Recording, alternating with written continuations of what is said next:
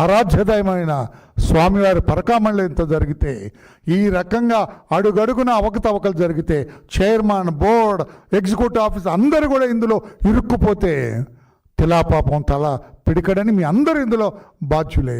అందుకని అడుగుతున్నా, వెంటనే బోర్డు హైకోర్టులో కాంపిటెంట్ బెంచ్ ముందు అప్పీల్ చేయాలా?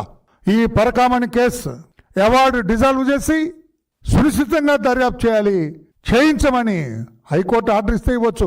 మరలా మీరు కూడా, బోర్డు కూడా మీ సచ్చీలత నిరూపించుకోవాలా? మీరు ఇందులో ముద్దాయిలతో చేతులు కలపలేదు, ఈ అవినీతిలో మీకు భాగం లేదని తెలియాలంటే గౌరవ హైకోర్టులో డివిజన్ బెంచ్ ముందు మీరు అప్పీల్ చేయాలని చెప్పి కూడా మేము డిమాండ్ చేస్తున్నాం. నేను సెక్షన్ 409 మిస్అప్రోప్రియేషన్, గవర్నమెంట్ ఉద్యోగ కనుక అతను చేసిన మిస్అప్రోప్రియేషన్కి సెక్షన్ 409 10 సంవత్సరాల శిక్ష అండి. అది అంటే గౌరవంగా మొట్టమొదటి నుంచి కూడా ఈ సివి రవికుమార్ ఏ ఇబ్బంది లేకుండా, చిన్న దెబ్బ కూడా మీద పడకుండా, చిన్న తిట్టు కూడా తినకుండా, ఒక్కరోజు కూడా పోలీస్ స్టేషన్లో ఉండకుండా, ఒక్కరోజు కూడా జైలుకు పోకుండా చాలా సగౌరవంగా తీసుకొచ్చారు. Board, TTD board, executive officer. కాదని చెప్పే ధైర్యం ఉందా మీకు? మాకేం సంబంధం లేదని చెప్పే ధైర్యం ఉందా మీకు?